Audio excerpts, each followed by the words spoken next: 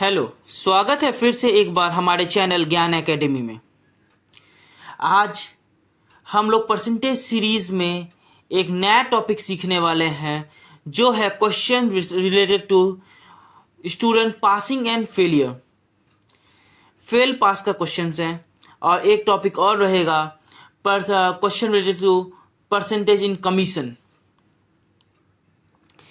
तो यहाँ पे हम लोग पहला सवाल शुरू करते हैं।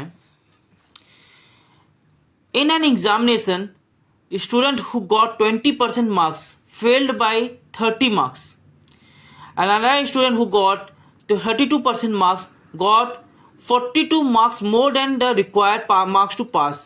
Find the maximum number of digits या maximum passing marks पूछ रहा है। ये SSC CHSL का पूछा गया सवाल था। इसमें क्या बोलता है, एक स्टूडेंट 20% मार्क्स लाया और 30 मार्क्स से फेल हो गया और दूसरा स्टूडेंट 32% लाया और वो 42 मार्क्स से पास हो गया। तो मैक्सिमम पासिंग मार्क्स कितना है? सिंपल सा क्वेश्चन है और सिंपल सा ही वे है इसको सॉल्व करने का। सोचिए, अगर 20% जो मार्क्स है 20%,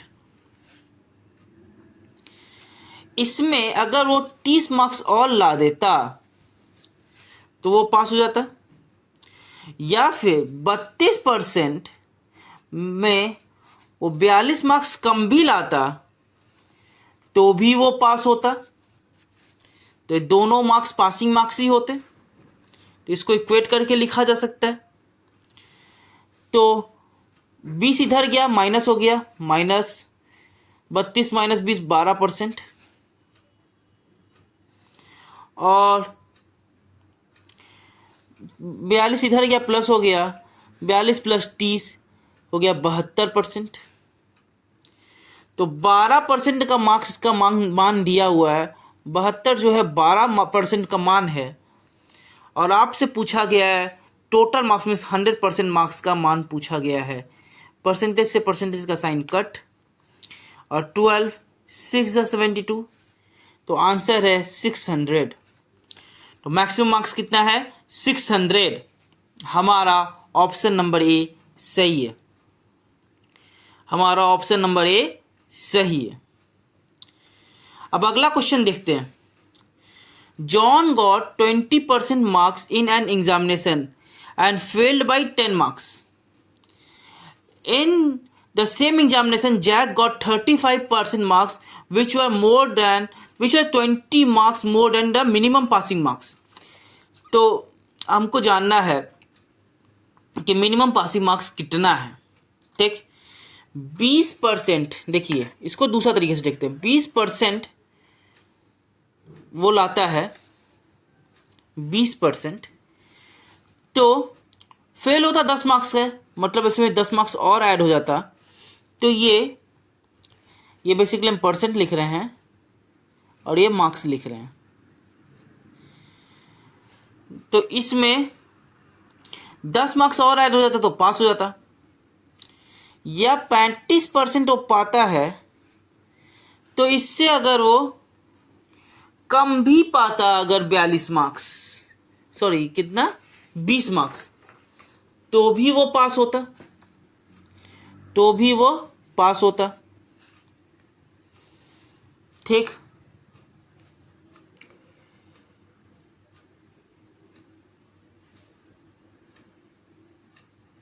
हम क्या करेंगे, डिफरेंस निकाल देंगे। मतलब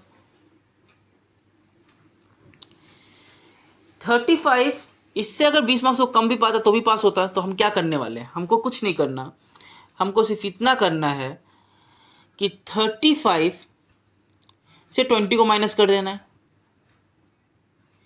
35 से 20 को माइनस कर देना है, ये हो जाएगा 15 इनका डिफरेंस। और 10 और माइनस 20 का डिफरेंस निकाल देना है। 10 और माइनस 20 का डिफरेंस होता है 30। 10 और माइनस 20 का डिफरेंस होता है 30। ठीक, इनका डिफरेंस 15 और माइनस 20 और 10 का डिफरेंस हो जाता है 30। 10 माइनस 20 हो जाएगा 30। तो 1% जो होगा वह 2 मार्क्स के बराबर हुआ। 1% अगर 2 मार्क्स के बराबर है तो 10, यहाँ पे देखिए पहला लाइन, तो ये 10 मार्क्स किसके बराबर है? ये 10 मार्क्स तब आपके 5% के बराबर है। तो अगर ये 10 मार्क्स और पाता, मतलब 5% और पाता तो पास होता। तो 20 + 5 हो जाता है 25, और ये 25% आंसर है हमारा। ऑप्शन नंबर सी करेक्ट है। और ऐसे CGL का पूछा गया ये सवाल था। कितना इजी। अब देखते हैं फिर से। A candidate failed by 21 marks from the minimum marks to pass an exam, while another candidate scored 147 more than the minimum marks required to pass. अगर दोनों का बीच का परसेंटेज का डिफरेंस 40% है तो मैक्सिमम मार्क्स जो इस एग्जाम में स्कोर किया जा सकता था वो कितना है? ये CRAPF का पूछा गया सवाल है। तो एक कैंडिडेट जो पाता है 21 marks less than minimum marks required to pass, तो पासिंग मार्क्स जो P है उससे 21 लेस पाता है। दूसरा कैंडिडेट जो पाता है वह पाता है जो पासिंग मार्क्स है उससे 147 ज़्यादा। तो ये दोनों का डिफरेंस कितना हुआ मार्क्स का? जब इन दोनों का मार्क्स का डिफरेंस कितना होगा? P + 147 माइनस P + 21, क्योंकि माइनस माइनस प्लस हो जाएगा। तो यहाँ से P कैंसिल आउट होगा। 41 + 21 168। तो इन दोनों का डिफरेंस कितने का हुआ? 168 का। क्योंकि इसको माइनस करेंगे तो यहाँ माइनस P हो जाएगा, लेकिन ये माइनस और माइनस यहाँ +21 हो जाएगा। ठीक। और इनका परसेंटेज का डिफरेंस कितना दिया हुआ है? 40% का। x - y 40% दिया हुआ है। तो 40% जो है 168 के बराबर है। तो 40% 168 के बराबर है, तो हमको चाहिए 100%। क्या करेंगे? इसको लेंगे और डिवाइड करेंगे, और डिवाइड करने से हमको पता चल जाएगा आंसर क्या है। तो इसको देखिए, यहाँ से 2 से काटिए और 22 टाइम्स में, 25 टाइम्स में, और इसको काटिए 84। तो 84 5 हो जाता है आपका 420, और हमारा आंसर हो जाएगा 420। ऑप्शन नंबर ए हमारा सही है। यह CRPF HCM का पूछा गया प्रीवियस ईयर क्वेश्चन से।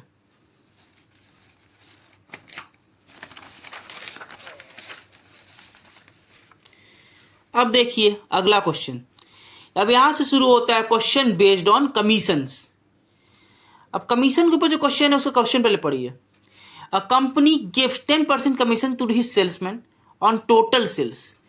टोटल सेल्स पे वो 10% से कमीशन दे रहा है, और जो एक्स्ट्रा कमीशन दे रहा है 2.5% on a bonus sale. Bonus sale पे वो 2.5% एक्स्ट्रा कमीशन दे रहा है ओवर 10,000। तो अगर सेल्समैन 2875 रुपीज़ अर्न करता है तो उसका टोटल सेल्स हमको ज्ञान करना है। कितना इजी क्वेश्चन। क्वेश्चन को ध्यान से समझिए, मैं यहाँ पे वर्क कर रहा हूँ। सोचिए,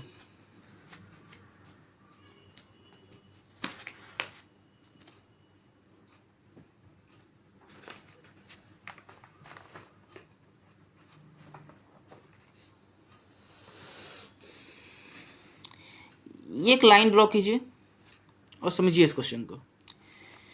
क्वेश्चन कहा company give 10% commission to his salesman. 10% commission दे रहा है, पूरा जितना बिक्री होगा उस पर 10% कमीशन वो दे रहा है। ये हमारा क्या है? 10% कमीशन। इसको 2 भाग में कर दीजिए। 10,000 के नीचे वो कमीशन आपका नहीं है। 10,000 के जैसे लिमिट पार करता है तो ये 10% कमीशन तो मिल रहा है, इसके साथ साथ इसको मिल रहा है 2.5% एक्स्ट्रा, और 2.5% एक्स्ट्रा 10 + 2.5% एक्स्ट्रा, मतलब यहां से यहां इसको मिला 12.5%, और यहां से यहां इसको मिला 10%, और ये मिला के इसको टोटल जो हो जाता है वो हो जाता है 2875। इसको मिला के इसको टोटल हो जाता है, ये हो जाता है 2875। अब देखिए सवाल क्या बोल रहा है। तो अब देखिए, अब हमको चाहिए कि ये टोटल कितना सेल्स किया। ठीक, तो अगर मानिए अगर 2.5% जो यहाँ मिल रहा था वही 2.5% अगर इसको यहाँ पे भी मिलने लग जाए, ये मैं मान रहा हूँ, मिला नहीं है, 2.5% अगर इसको यहाँ पे भी मिलने लग जाए जो यहाँ मिल रहा था, तो 10,000 का 2.5% कितना हो जाएगा? 2.5% ऑफ 10,000। तो यहाँ से पॉइंट हटाइए, यहाँ से 100 तो ऐसे ही हो जाता परसेंट हटने की वजह से, और यहाँ पे 0 10 अलग से मल्टीप्लाई होगा इंटू 10,000। 3 0 कटा, 3 0 कटा, और ये हो गया 250। तो अगर इसको यहाँ पे भी 2.5% अगर मानते मिलता, तो इसको मिलता टोटल मिला के 250 रुपया एक्स्ट्रा, जो इसका टोटल कमीशन को बढ़ा देता 2875 प्लस 250, ये हो जाता 3125। और अगर इसको यहाँ पे भी 2.5% मिलने लग जाता, इसको टोटल कमीशन कितना मिलता था? 12%, 12.5% का मिलने लग जाता, और उसका टोटल हो जाता 3125।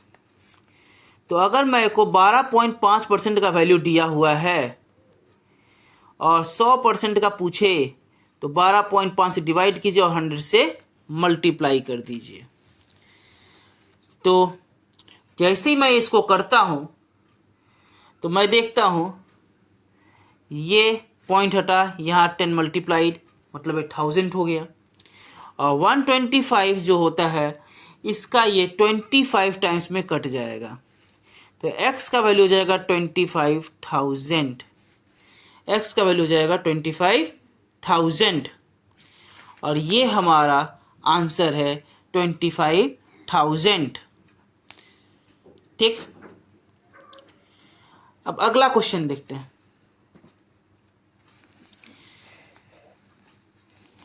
A company gave 5.5% commission to the salesman on his sales.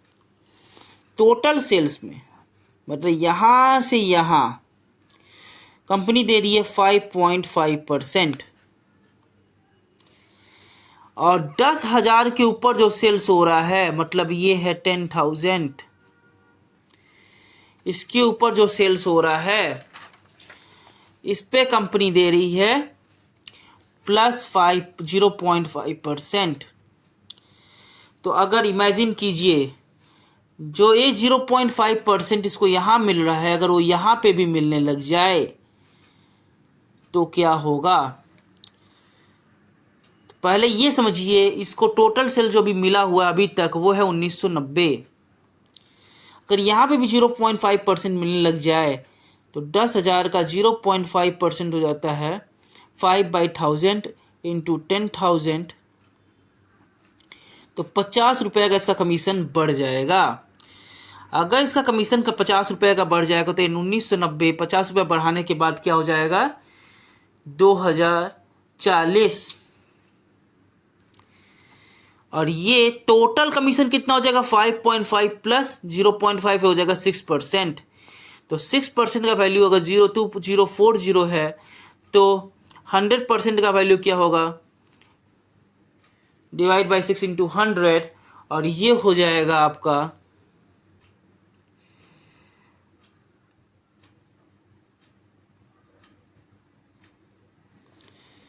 340, और यहाँ से आपका x का वैल्यू हो जाएगा 34,000, और ये आपका आंसर हो जाएगा 34,000, और हमारा ऑप्शन नंबर डी सही है।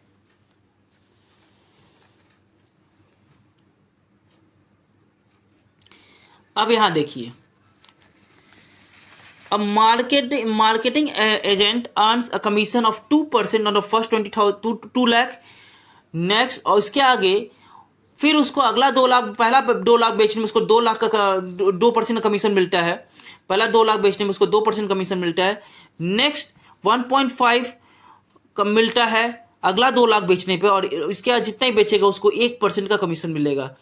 टोटल उसको कितना कमीशन मिलता है ये हमको जानना है। अगर उसने 5,68,000 का सेल किया, 5,68,000 का उसने सेल किया है, 5,68,000 का उसने सेल किया है, तो उसको टोटल कितना कमीशन मिला। तो इसको देखिए, सबसे सिंपल तरीका है, इसको 3 भाग में तोड़िए। एक है 2 लाख, फिर 2 लाख, क्योंकि टोटल सेल कितना है 5,68,000, 5,68,000, 2 लाख 2 लाख 4 लाख हुआ, और 4 लाख और कितना होगा कि 5,68,000 हो जाए, 1,68,000, 1,68,000। ठीक, अब देखिए इस पे यहां तक 2 लाख तक इसको 2% मिलेगा, फिर अगला 2 लाख इसको 1.5% मिलेगा, और इसके बाद इसको 1% मिलेगा। टोटल कमीशन कितना हुआ, 2% 2 लाख का होता है 4,000। ठीक, 1.5% 2 लाख का होता है 3,000,